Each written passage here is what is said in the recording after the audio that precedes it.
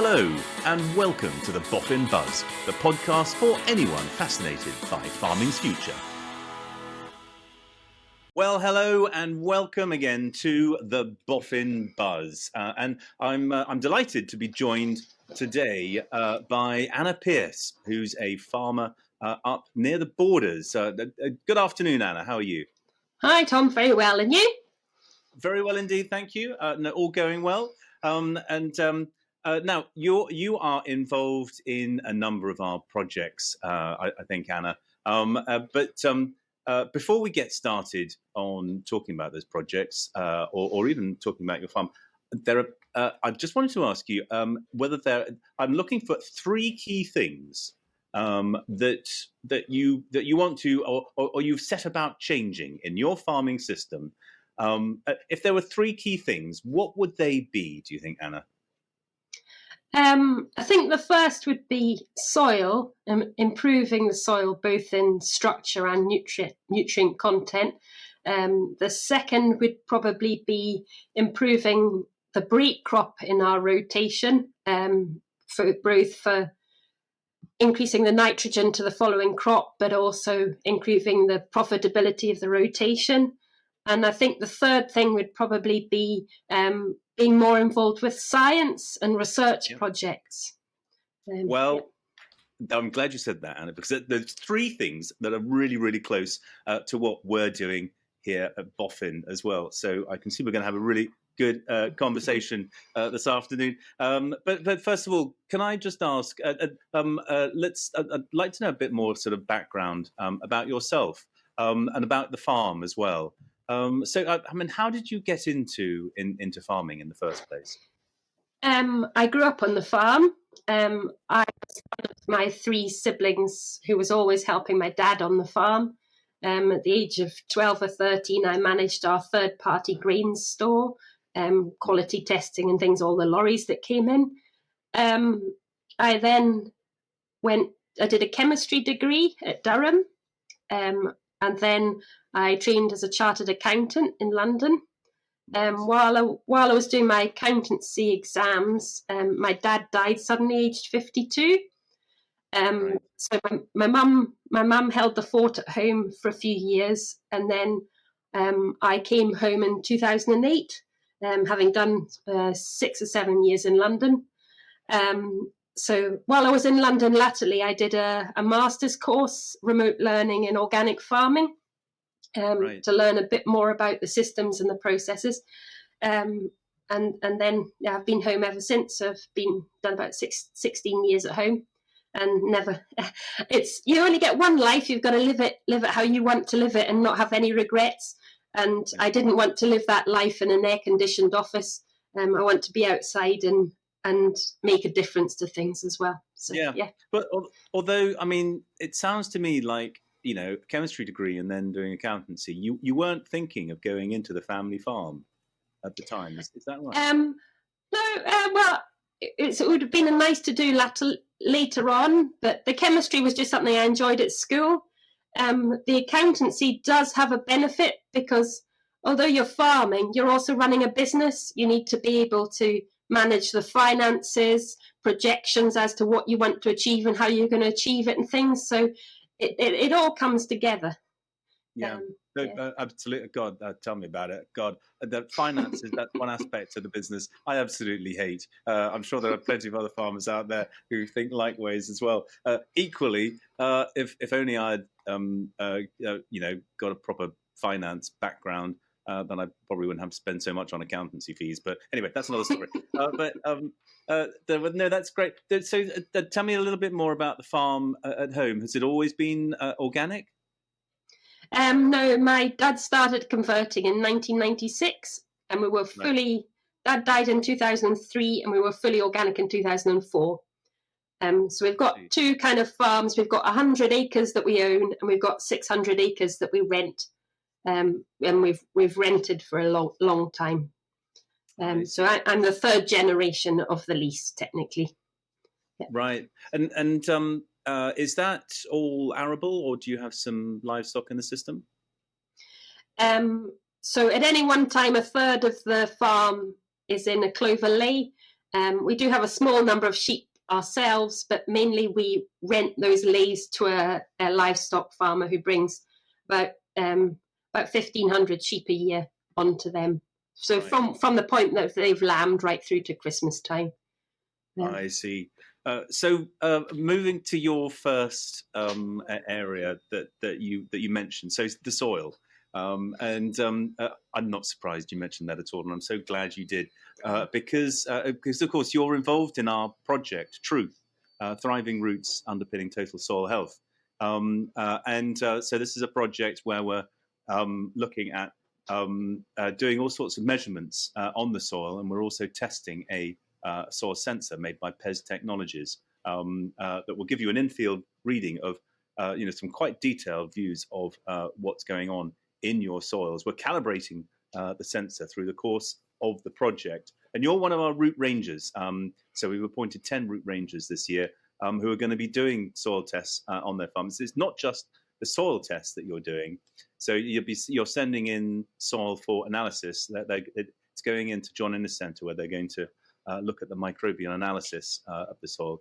You're also sending in soil cores to University of Nottingham, and this is actually sort of taking a section of the soil and sending it intact to Nottingham, where they send it through a CT scanner, and you get a really good sort of 3D view of what the roots are doing.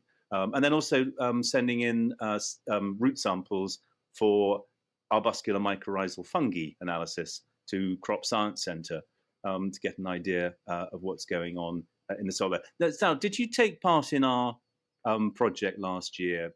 Yes, so I sent in the AMF samples last year, and I quite enjoyed doing them. So I thought this was the next stage to be involved in further information. So it was fascinating, the results from last year's, and the fact that the organic ones, although we ploughed, we did have reasonable amounts of fungi.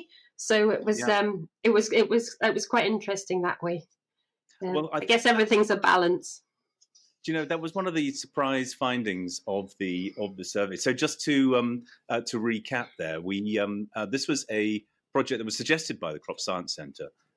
They're doing some work on arbuscular mycorrhizal fungi, and they wanted to know what the spread of AMF was across arable farms across the country, and across various systems as well. And so you were one of 41 farmers who sent in samples. And we had samples from right across the range, from the most conventional farms right through to regenerative and organic farms as well. All sorts of soil types all across the country. And the interesting thing was that Tom Thurkle, Dr. Tom Thurkle, who was doing the analysis, thought that we were going to get in the range of about 20 to 40% root colonization of AMF. Well, the actual results ranged from 5% up to 71%. Which is just staggering. Sure enough, we only had, I think it was 3 organic farmers, you being one of them, Anna. The organic farmers did do well. You weren't quite the best, by the way, I have to say. There were some regenerative farmers who achieved a higher percentage. But it is interesting, as you say, that all 3 of you ploughed and sent in samples from ploughed land. And yet the mycorrhizal fungi content was higher, and that sort of kicks against the thinking, doesn't it? And that surprised you as well, did it? Yeah, well, I was hoping that the soils were in reasonable condition, but I didn't expect to be as good as people that don't till at all, because you're not disturbing the soil. But sometimes what you hope for and what you get are not always the same thing. So. Well, talking of which, so you've received the pack that we've sent out. I hope the sampling pack. There's 2 massive big boxes that we sent out recently. So we're asking you to do 10 soil cores. Got a whole plethora of soil sampling. Both before. We're asking conventional farmers to do it before and after their last fertilizer application. As being an organic farmer, I guess you're not putting any fertilizer on. But is there? Whenabouts are you going to be doing the soil sampling, do you think? I was going to leave it quite late to get as many roots as possible. We applied. We've done. So we've split the fields. It's quite a long field. So we've done 4 different sections. So we've got 2 tram lines, 16 tram lines across the field, 16 sprayer widths. So we've split it into 2 tram lines of treated, 2 of untreated, 2 of treated, etc. So you get 4 treated sections across the field. We've applied biostimulant last week to those 4 sections. So I was letting it really get going before I started soil sampling, basically. I see. Yes. So just to sort of recap there. So all of our root rangers, like yourself, Anna, are doing a trial within their trial, so to speak. You're and you're looking at a biostimulant on your wheat crop. What biostimulant are you trialing? It's by an Italian company called Ithaca, and it's called Fixio. Right. Basically, how it works is it makes the nitrogen in the soil more available to the plant, and it helps it fix nitrogen out of the atmosphere. I've tried it. I think this is the third year I've tried it. The first year we were too late. Last year we got really good results with it. Between me and another farm, I think we averaged about 24% yield increase. Wow. So this year we're trying it again, but a number of farmers in the area are also trying it, organic farmers. So it'll be interesting to see how it does. Fingers crossed. And I guess the advantage for you is that you're going to have that soil analysis as well. It'll be fascinating because we can see the yield difference, and you could tell before harvest that that end of the trials was much better than the other end. But to be able to see how the roots are performing with it will be hopefully we'll see a difference. No, fantastic. Well, that's really I'm really looking forward to seeing your results when they come in. So just to recap, you've got you've got sort of 4 replications then within your field, have you? Yeah. Yes. Because sorry, carry on. I'm trying because the more replications you have, the better the scientific result. And also the fields the other way varies quite a lot. There's a steep hill, so there's a sandy bit in the middle. So I thought if we did it in one big line across the field rather than a W, we should get better results or more consistent results. That's interesting that you say that, because a lot of people would be sitting there thinking, Christ, 4 trials. I mean, what a fag. Surely just 2 is enough. But do you feel it's important for the sort of scientific validation, if you like, of the data you're getting from that to do a certain amount of replication then? Definitely, and because it's only it's one spray, so as long as we get the right spray in the right sections, then I'm just responsible for taking the soil cores and the sample, so I can take them from the right section. So it's not a big effort just to spray certain areas. There's not a vast difference. And then hopefully, if we combine it in the other direction, we should see. The combine should paint it in different colours, and hopefully we'll see a yield difference in the stripes that have the biostimulant. Right, I see. So as far as measuring the yield is concerned, how are you going to do that within the field? We've got a yield monitor on the combine. I think I'll probably stick to that way rather than the weighbridge, because if I do the weighbridge, I then have to work out the exact area of each strip as well, which then gets difficult. You can soon increase the discrepancy by getting your amount slightly wrong, whether it be your area or your weight. So I think the yield monitor is probably the best way of getting an approximate yield variation. If there's a significant variation, if you get below 10%, it's slightly harder to see. Yeah, no, I see. So I'm interested in your yield monitor. Do you get a map from your combine then that shows you how it's actually how Yeah. yields come with the combine then? Yeah, I got one on the technology grant 2 years ago now, and it's absolutely fascinating because you can build the yield pictures up each year, so it gives you then an average yield over the different years. And I've really used them to work out which are the poorer bits of the. You can see which bits are the poorer bits of the fields, and therefore which bits perhaps need compost and that sort of thing to try and improve them, or perhaps which bits are compacted, because you've got a pretty immediate picture on my phone. I can also see where the combine is, which is a huge help for knowing when he's ready to change fields and that sort of thing. It gives me the heads up when he doesn't phone me. So Yeah. I'm interested in, when you say you got a technology grant for that, is that the Farming Yeah. Equipment Technology Fund? So Yes. this is EPRA's grant funding, and they open windows, I believe, every now and then. Yeah, they open them, they shut them pretty. They shut them pretty sharply afterwards as well, which is a little bit annoying. But you managed to get a Farming Equipment Technology Fund grant for some yield monitoring equipment on your combine. Is that right? Yes. Tell us a bit more about that, Um, Anna. the technology. You've got. I've got a John Deere combine. It's a C670, so it's 2008, so a relatively old combine. But it did have a yield monitor, but not just told you a number in the cab. So they got all the receiver and things on the roof and extra sensors in the combine. I wasn't sure whether it would manage with our crops, because some of them can be quite weedy, and then Right. whether it covers the sensors with sort of some kind of green slime, or whether you're weighing the weeds as well. But it seems to manage pretty well, and it gives me a immediate reading on my phone, so I can analyze it.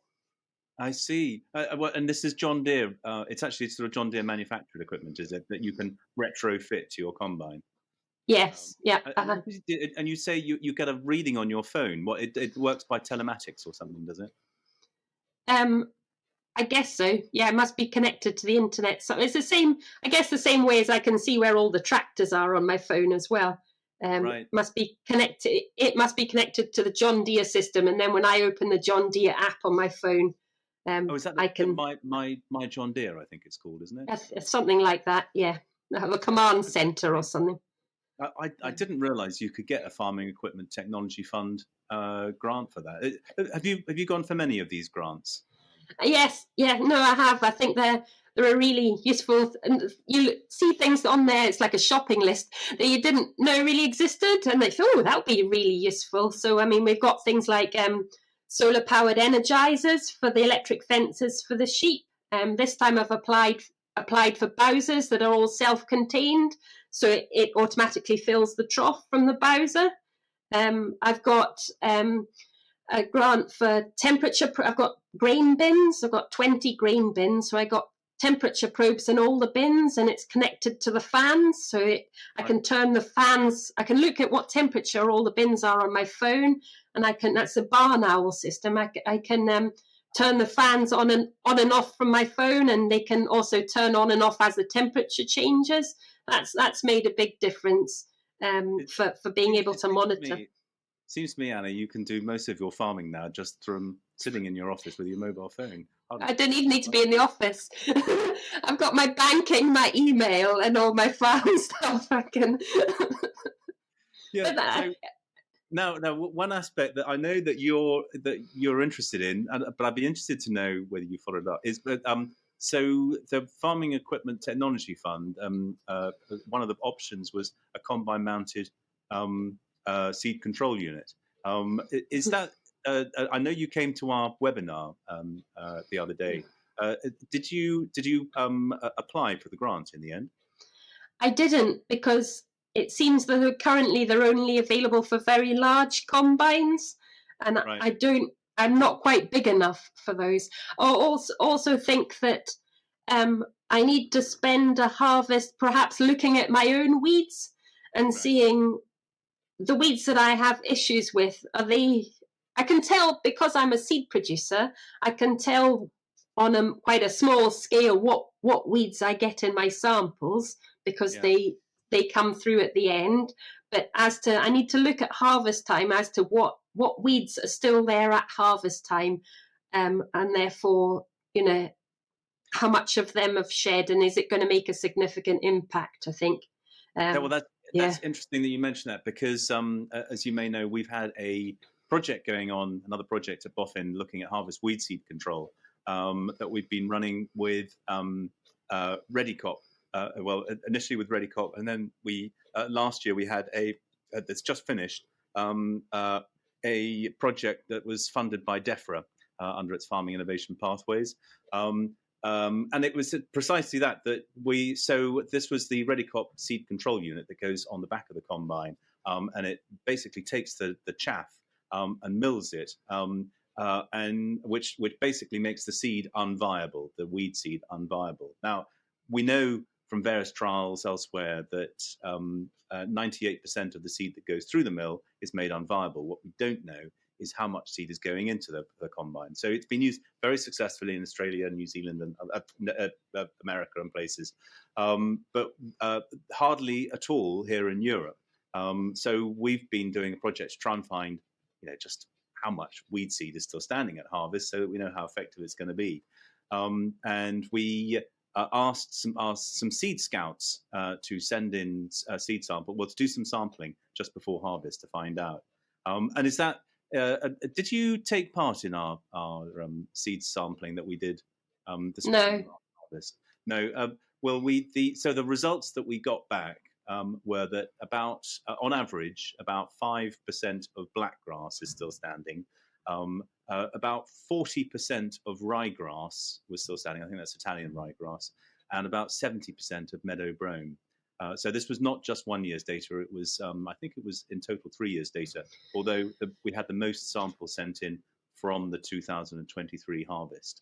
So I don't know whether does that tally with your sort of thinking, Anna? Yes, but I do a lot of cutting of weeds. So I have a comb cut and I go through the crop, cutting the weeds when they're in the crop, and then I have a weed surfer which goes across the top of the crop and cuts the weeds.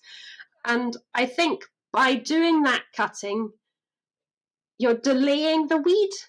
So you're cutting off its main stem, for example, a charlotte plant. You cut off its main stem and then it puts out another shoot. Well, that other shoot is a good month behind the first one. So therefore, by the time you get to harvest, although you have less plants, perhaps there are more pods still on the plant than there would ordinarily have been, if that makes any sense. It does. And do you know what? It's going to be really interesting. I mean, if I'm hoping that we're going to be doing some sort of sampling at harvest this year.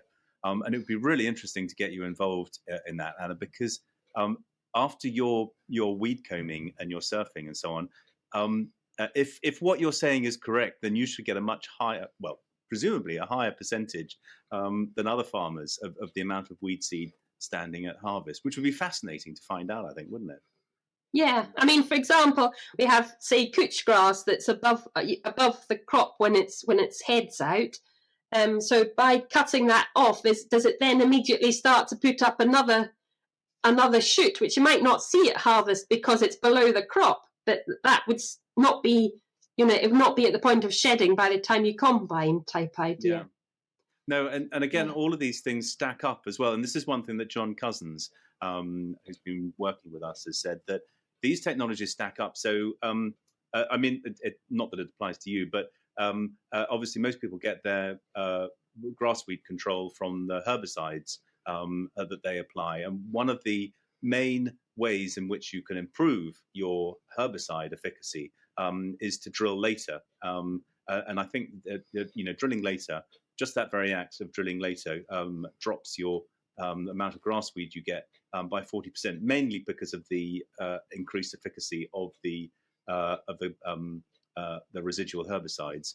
But I would imagine that it's probably got a similar sort of element in an organic system just from delaying it. Well, I don't know.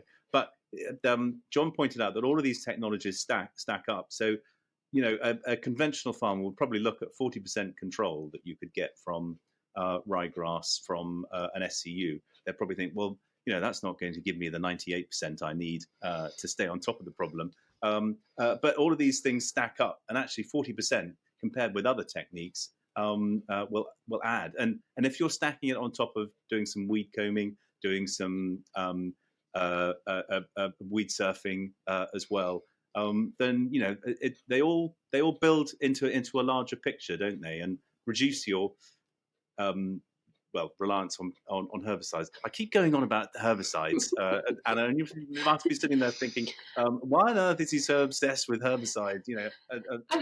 I think also as an organic farmer, you learn to accept mess, if that makes any sense. Every field is not perfect. You're delighted when a field does look perfect. At this time of year, before the weeds have really got growing, it doesn't look too bad. But you become less OCD about what your crop, as in you maybe focus more on the ones that affect your yield rather than the ones that don't look so good, if that makes sense. Yeah, no, absolutely. I mean, it's fascinating. We're hoping, by the way, to get another project off the ground. This one's called GRASP. So Grassweed Resilience Alternative Strategies Platform is that, and the idea is to move away from chemical control. I keep saying this, and it is looking at some of these techniques that organic farmers have been using for years and making them more mainstream. Try to get some science behind what they're actually delivering in terms of the percentages of control and things. And so we're just currently talking to potential partners, looking for funding streams about it. But if we do get this off the ground, I sincerely hope, Anna, you'll help us in taking this platform forward. I think there'll be opportunities to be involved. Is this something that you think might interest?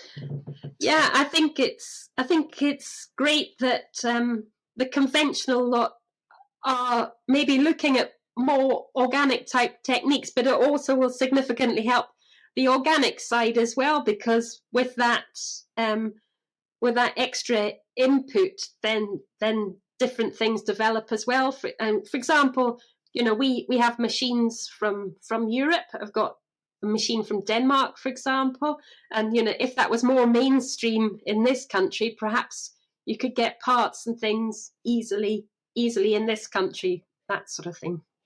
Well, it's interesting you say that, actually, because just doing some investigating to find out what systems we have got in this country, you're quite right. There's not actually that much that's manufactured in this. There are a few manufacturers, the likes of Claydon, for example, the likes of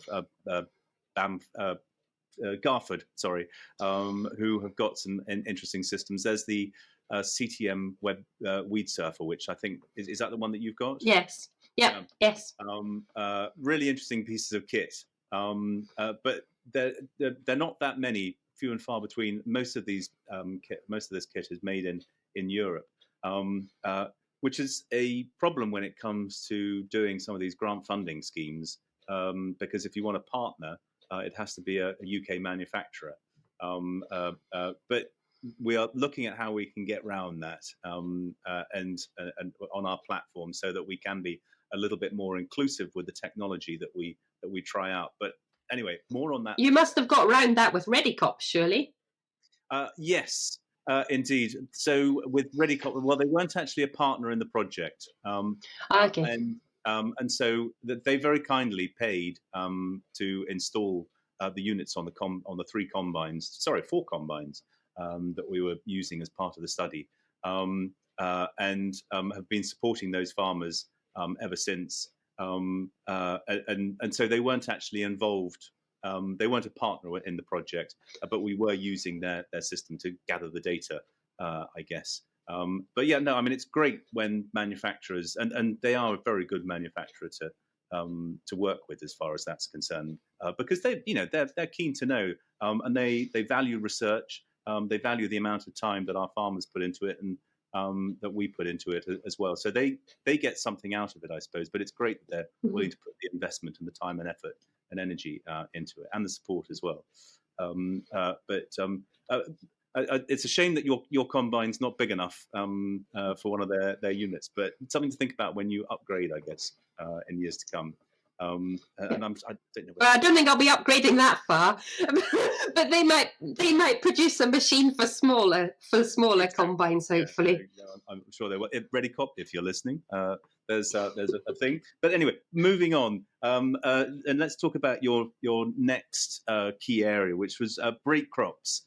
So just and the value of the break crop within the rotation. I should think that must be something that's absolutely key for you.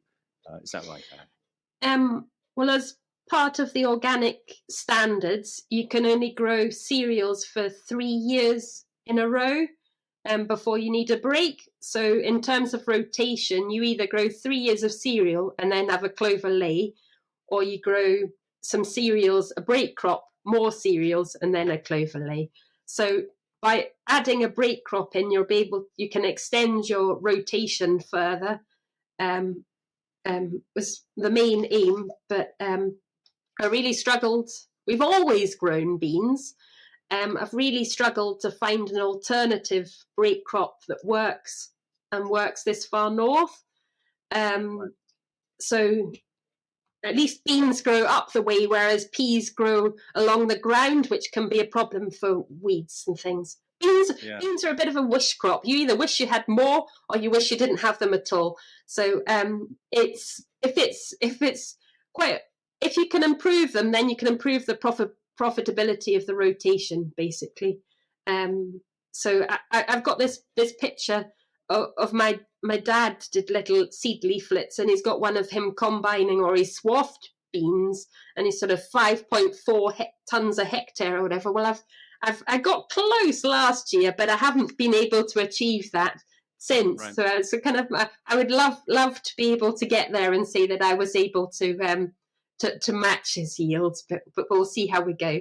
Well, that's quite impressive that he was getting 5.4 tons. I might say I was looking at some data earlier on, Anna, and it's the consistency of returns from bean crops, which is the big thing, and it does vary wildly. I mean, I think the data I was looking at, the average is just around 3 tons. The UK average is around 3 tons per hectare, but it does vary between less than 2 tons to more than 5 tons. And then if you look at the top percentage, those top performers, they're getting in the sort of 5s and 6s, and then the bottom performers are getting in the 1s and 2s in some years, struggling to get up to 3 tons. And that's the thing, that it's the variance of performance, the inconsistency. What you'd like to think is that those people who are achieving the 5-6 ton crops, we could learn from them. We could learn how to be more consistent. I guess is the thing, and I mean, and that's part of what we're doing with our new project, which I believe you're a part of, the NCS project. You're one of our pioneers, I think. Yep. Yes. A reasonable part of the bean project is yen, and I've been involved with the bean yen, I think, for 4 years now. So it seemed to make sense to join the bean project as well. No, absolutely, and I'm really glad that you have, Anna. And so that the idea of the Pulse project itself, the NCS project, is that we're looking to improve the productivity of bean crops, but it's kind of a sort of the bigger picture here is that bean crops, peas and beans, could reduce our carbon footprint in agriculture by 1.5 million tons per year, which is about 54% of what we could actually achieve. And that's if we increase to about 20% the inclusion of peas and beans within the arable rotation. It's currently about 5%. And then the other side of that is to reduce the amount of soya that's used in livestock rations by about 50%. Replace that with homegrown pulses. That's the aim, and we could do that. That's the sort of twin aim of the project. We're not going to do that within the 4 years of the project, but we're going to prove that if the whole of the UK did that, those are the sorts of achievements that we could make in terms of our carbon footprint. And a very important part of that is the work of the Pulse Pioneers, looking and the reason that we don't grow more peas and beans is, as you've alluded to, it's such an inconsistent productivity element that you get from growing peas and beans, and we're looking to improve that. And we're asking our farmers to take part in a trial and to have an area that they have that isn't grown to beans and an area that is grown to beans, so that they can compare the two. So just tell me how are you doing that? Because I know you haven't got an area within your bean crop that you're not growing to beans. What's your comparison? Yes, so next door I've got a spring oat crop, and which will be spring oats for 2 years, and after the beans it will be spring oats as well. So next year we can compare the two spring oat crops, is the idea. Yeah, and so that's going to be your sort of rotational comparison. That'll give you your comparison of a field that's been in beans this year with one that hasn't been in beans. And then, as you say, we're entering you for the yen as well. And you've been part of the yen for 2 or 3 years now, did you say? Yes, yeah. I find it fascinating. There's quite a lot of samples to collect. And remember to do them at the right times. But the level of detail you get back from it is quite immense. Like, for example, my first pods always seem to be higher up the plant than everybody else's, and that sort of thing. So it's quite actually I need to put boron on molybdenum and boron on the beans, which I didn't do before. And sort of forces you to take tissue samples where you might not have got round to it before. So it's quite fascinating. I mean, for example, outside of Yen, I had a little trial where I had a poor barley or oat crop in a field the previous year on a section, so I put compost on it in a quarter of the field, and then I grew beans last year, and the bit that had compost on it was significantly better. So it's as if there's a lot to learn. Do the beans did they get a bit of nitrogen from the compost that just got them a good start? It becomes slightly complicated because you can only do that in fields that aren't in NVZs, because you're not allowed to apply nitrogen to a bean crop. So it's Mm-hmm. But so, there's a lot to learn. Yeah, well, and that's the thing, that the yen kind of forces you to, as you say, go into your field and do some sampling and some analysis and so on, so that you can actually begin to say, well, why did that part of the field yield a little bit more? Let's look at what was done differently there, and what are the samples suggesting and things. I mean, it's interesting about your compost. Was it the nitrogen in the compost, or was it just that it gave a little bit of oomph to the soil, or perhaps released something from the soil that helped the bean crop? I think that comes back to the whole scientist thing as well. With the likes of Yen, there's a Yen WhatsApp group, which is, you've got PGRO and all these very intelligent people at your fingertips, and you can ask questions and they can fire answers back. We've had great discussions about bean weevils and different beetles that cistona weevils that are eating the leaves and things, and how can you minimize the impact of that and things. So you're learning all the time, not necessarily just from the results that you get in December time. Oh, well, that's good about the WhatsApp group. But of course, one of the aspects of what we're doing with the BOFIN project, by the way, PGRO are leading the NCS project. I'd just like to point out to everyone listening. And also ADAS are one of the partners in the project as well, which is why we're doing it through the yen. So it's not as if we're trying to reinvent the wheel here. we are very much using the best industry partners on the project. But one of the new aspects about this is Pulse Pep, that we've set up our community, which lies at the heart of this project. And I hope you're going to be bringing the learnings from your trial onto the Pulse Pep and discussing it. I mean, WhatsApp is great, but of course it's a closed community. The great thing about Pulse Pep is that you can discuss it and everyone can see what you're talking about, as long as you're happy to do that, of course, Anna.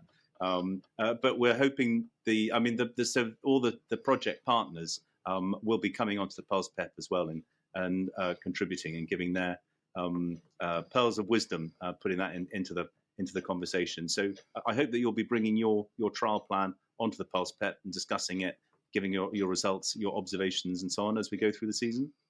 That's the idea. I've contributed. I did a little bit on the Soil Circle equivalent for the Truth Project last week about biostimulants, hopefully it'll gain more and more momentum as the season goes on, and yes. More and more chat back and forward. That's what we're hoping, absolutely. And as you point out, so the Soil Circle is the community that we've set up for the Truth Project, and our route rangers will be on there, and all the results, all of the trials will be discussed on there. Please do go to the Farming Forum in the Knowledge in Farming area, and you'll find the Soil Circle and Pulse Pep on there, where the discussion is underway at the moment as we speak. So, but you mentioned earlier on about science, and that was your third area, your third key thing. And I believe that you are involved in, or you have been involved in, a research project, a European research project on your farm. Is that right? Yes. I was involved in a Horizon 2020 EU project. There was, I should know this, 20 different countries, 26 different partners, looking at developing organic seed varieties for wheat, potatoes, buckwheat, and soybeans. So I was mainly focused on the wheat one, but also grew buckwheat as well. And through that, they've developed new varieties for each one. But also, we looked at cross-composite populations, and that's where the testing of biostimulants really started. Through that project, I've tested about 6 different biostimulants and seed treatments for organic ones. So with that, I was involved. Newcastle University were also a partner, so they did a lot of the analysis of the crops that we did. We had for organic varieties of wheat from all over Europe, or certainly Western Europe. When you get right down to Bosnia and Slovakia and all these places, Europe's actually a really big place, and that what crops they can grow there and their climate is extremely different to ours. So they can grow two crops a year, whereas we're just one. So they have different. Also, a lot of Europe is very much focused on quality rather than quantity. In the UK, we're very much focused on a feed wheat. Get as high yield as you can rather than the quality aspect. So the Europeans were slightly scathing of our wheat, but it was really interesting to grow the best ones of Germany and Austria and that sort of thing, and see how they performed against our recommended list varieties. Well, it's interesting that you mentioned that, because, of course, the recommended list, I mean, it's a huge resource for the industry, for the UK industry anyway, but it is built entirely on a conventional system. And in fact, the regime that they put those crops through is really quite an intense regime, even by a conventional standard, let alone organic. And there's precious little that an organic grower can turn to that will actually give them an informed view of how the different wheat varieties that are available stack up in a non in an organic regime. I guess that was the point of the project. Is that right? To a certain extent, was to develop a lot of the varieties are based on, you know, endless supplies of nitrogen fertilizer and etc. Yeah. So to develop something, also the aim of the project was by 2035, I think, all seed used by an organic producer needs to be organic. At the moment, you can get derogations for various different reasons, whether the seed's not being available in an organic form, or forage things, for example, only need to be 70% mix, that sort of thing. So we need to develop more organic seed, so that it can all be organic, basically. Tell me, Anna, I mean, what are your feelings on this? You know, with do you grow specific varieties on your farm that you would call organic varieties, or do you grow conventional types in an organic system? So I look at the recommended list. I look at height of plant, untreated yield, and disease resistance, and I score a lot of them off and see what I'm kind of left with in a way. But generally, disease resistance is the key. It's pointless growing things that have poor, even in a conventional world. Why would you grow something with poor disease resistance when you can put less chemicals on it, save money that way, and something that's a bit more hardy? Hopefully that's another thing where if people are looking at putting less on, and then perhaps the recommended list will change, and it will change to the benefit of organic farmers as well. But yeah, we're miles behind Germany and things, who have their own recommended list for organics. But there's just not the market for it, I guess. Yeah, not enough organic producers.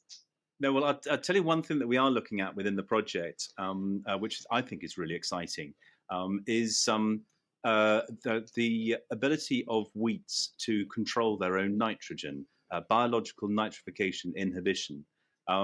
So now, apparently, there are no conventional wheats across the world have this ability currently, which is so basically it's like some sort of chemical or something that a wheat root sends out into the soil to inhibit the activity of bacteria. Now, it's most pertinent in a conventional situation where you're applying fertilizer. And we've got the situation with our soils now that they're just full of this nitromonas bacteria that just go ballistic when you spread fertilizer on. That turning it into plant available fertilizer, the difficulty with that is that a lot of it is lost through leaching before it actually gets into the plant. So if the plant has the ability to just slow everything down, then that's going to help get nitrogen use efficiency up. In an organic system, where you're limited as to how much nitrogen there is in the soil anyway, then it helps the plant control its own nitrogen, control the amount that the nitrogen is naturally being transferred into a plant available nitrogen. Now, the interesting thing is that although there's no commercial wheats, that are grown currently have this ability, we do have two that we're looking at within the Truth Project, and these are Watkins lines. So these are it's a range of wheats that they've got that they've been looking at for quite a few years now, a number of decades, with interesting qualities that were collected about 100 years ago, part of what's called the Watkins collection. There are two that have been identified by scientists at the John Innes Centre. They're looking at, and they've found that they have quite a high degree of nitrification inhibition. And so we are exclusively multiplying these up for our root ranges, and you'll get an opportunity, not this year, I'm afraid, Anna. It won't be until 2026, the last year of the project, where we'll be growing these and looking at this ability. And that's why we're asking you to look at the rhizosphere, to take samples of the soil, and especially that soil right next door to the plant root, because that is where the magic happens, apparently. And we want to look in detail at that.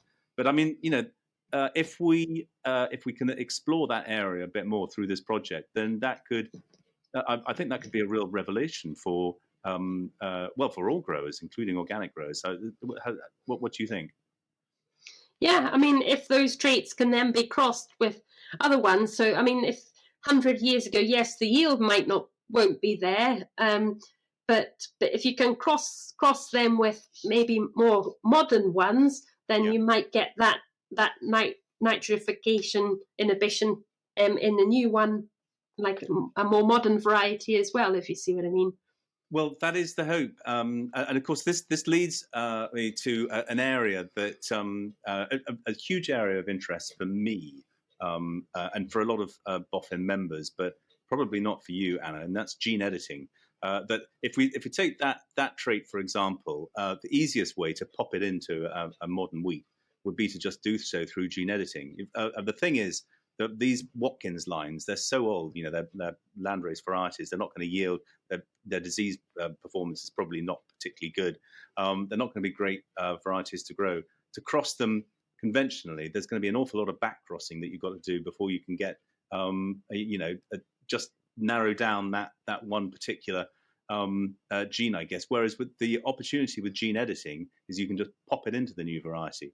And now, you know, as we all know, organic growers, you're not allowed to grow gene-edited crops. But I'm interested to know your thoughts on these sorts of technologies, precision breeding technologies, new genomic techniques, as they call them, Anna. How do you feel about this technology?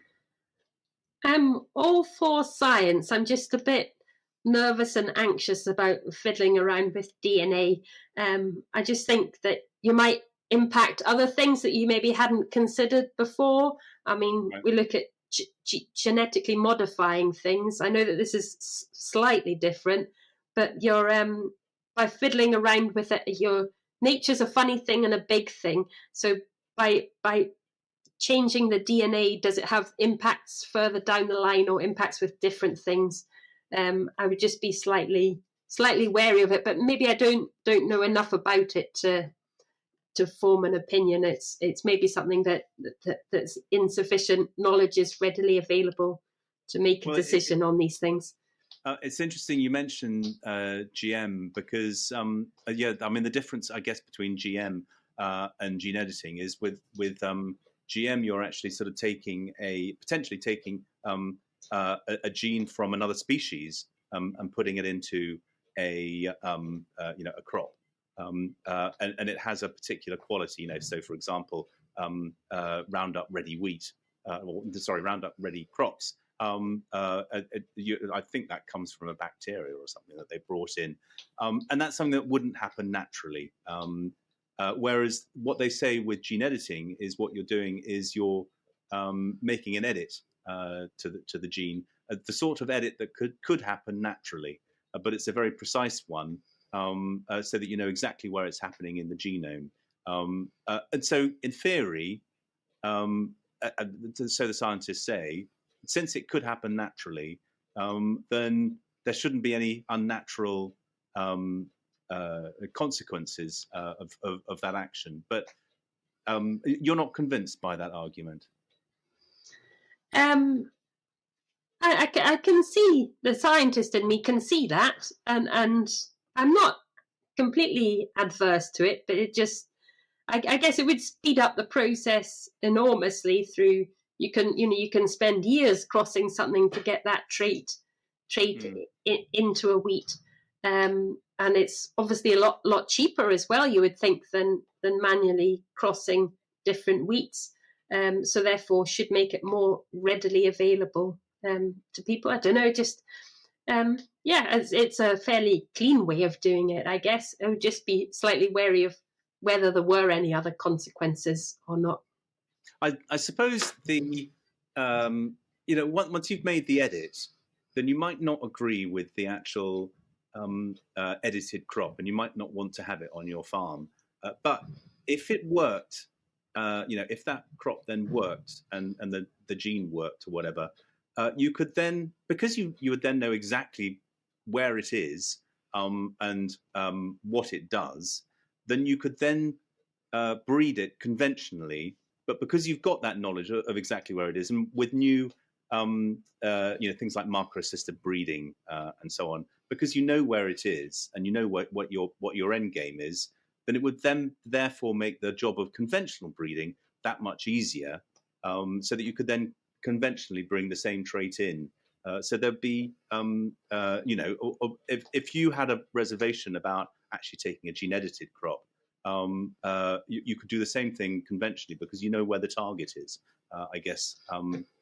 So perhaps that's a different route to do it without the worry of doing something that you may perceive as is unnatural, perhaps. It would be interesting to see how those plants interacted with the soil and the communities in the soil, as to those communities have changed significantly, I would imagine, in the last 100 years. So how I guess it's they've probably got enough to test it on a lab scale at the moment, have they? In soil, does it Does it work? About the Watkins line? Yeah. Yes. I think. Well, we're literally multiplying it up at the moment. So the Watkins lines are multiplying up at the centre, the Morley Farm, just outside Norwich, which is where they're multiplying up the seed. So, and I think the aim is to have about 50 kilograms for harvest this year. I think so. That there's not going to be an awful lot that's then going to be sown next year. I don't know is the answer. I mean, let's find out. How much seed we get at harvest and how much we're going to have available. There won't be enough to send around all the farmers. I know that much.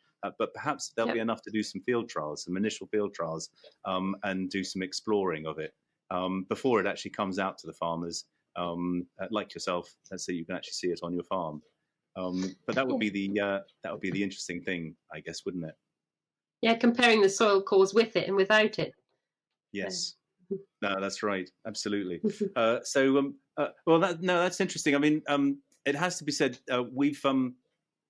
this is one thing that we're looking at within BOFIN, that we've got some gene-edited crops that we're bringing out onto farms. Again, this is going to be 2025-26 growing season. Obviously, you're not going to be involved in that project, Anna, being an organic grower. But one of the aspects about this is that we do want to bring out into the open. The whole point of this is to grow these crops in a transparent and open environment, to have these discussions and work out, what are the worries about these crops? What are the concerns that we want to address? What are the opportunities with them as well, both for farmers and for consumers? And so I hope obviously you won't be taking part in growing the crops, but I sincerely hope you'll take part in the debate around it, so that we can reach the best decisions. My belief is that it's not until you put these crops in farmers' hands that we can actually see what they do, and we can have a proper open discussion about what they can do, and about where they can take us. Yeah, and if those genes are from wheat plants anyway, then I can see that it's not such a significant thing as GM. It's a lot. Yeah. No, absolutely. Well, we'll see how it goes anyway. But I know that there are a lot of our members who have reservations about gene editing, not just organic farmers, conventional farmers, regenerative farmers as well. And so, let's roll on the debate. Let's have more discussions on this. But I mean, you're a seed grower. One aspect that I wanted to ask you about, actually. So, are you? Is it just wheat seed you grow for? Is it all crops? No, yes. So I do all crops. I do wheat, barley, oats, and beans. More spring focused than winter focused. I'm growing winter beans for the first time this year. But generally, more organics tends to be more spring focused. But I think, and also because at harvest time I haven't got the time necessarily to process all the seed before it's required again if I do more. But I think there might be more of a shift towards winter crops as people aim more to have the ground covered for a bigger proportion of the year. And if you think about the wheat, so what wheat varieties have you got in the ground for seed crops at the moment? I've got KWS Dorsum as a winter wheat, and Harsum as KWS Harsum as a spring wheat. Right. I've been historically, I quite like KWS varieties. They've done me well over the years. So right. I mean, they wouldn't occur to me as the right sort of varieties for an organic grower. I mean, Dorsum. Well, everyone talks about autumn Dorsum and so on, but I mean, the one that really stands out as a clean, disease-free variety, I guess, is X-Days, and I think they've got some new ones coming through shortly that are looking even more. Attractive. I mean, Revelation was one I grew. What was that? Maybe 5 or 6 years ago. I got 10 ton a hectare with Revelation. Really? Then I moved to X-Days, and just recently it's just whether it's disease is breaking down a bit. So Dorsum in the trials last year in the EcoBreed trials across 5 different sites, it was the one that consistently performed, one of the best ones. So I thought I would try that this year instead. And it's looking really well at the moment, fingers crossed, but we'll see. Oh, good. Well, look, fantastic. Oh, gosh, we've been rattling on for over an hour, Anna. So, it's been absolutely fascinating talking to you. But before we go, I just wanted to ask you, where do you think, everything that we've been talking about, all of these aspects, where's it leading us? I mean, what are your aspirations, not just for your farm, but for UK farming in total? And how would you like to sort of contribute to that, if that's not sort of too wide open a question? Well, I guess that the buzzwords at the moment are soil and carbon and that sort of thing. So the whole soil and bean thing all contributes towards that. But I mean, in terms of where would like UK farming to be, if the whole regenerative kind of movement, if everybody made a little change and improved their soil organic matter just a little, I think that would make a significant difference to the whole country. Sort of just moving forward a little bit. Well, Anna, thank you so much for joining us today and for sharing all your experiences, and also, thank you so much for being a Pulse pioneer and a route ranger as well. I'm really, as I say, looking forward to receiving your results. I know that you're going to do a really good job because, as you say, you've got that interest in science and analysing what goes on, and that's exactly what we're looking for from the farmers we're involving in our projects.